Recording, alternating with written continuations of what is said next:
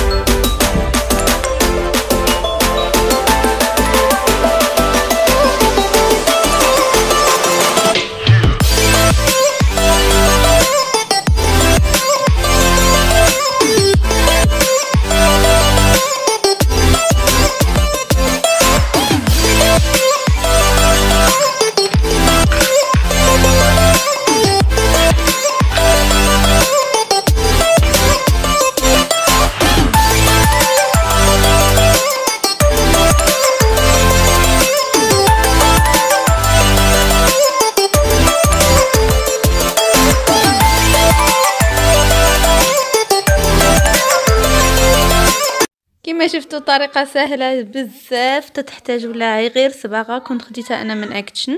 هانتوما المنظر كيفاش تيجي، هذاك الخشب مبقاش كاع تيبان، درت ليه الضوء وعطى منظر زوين.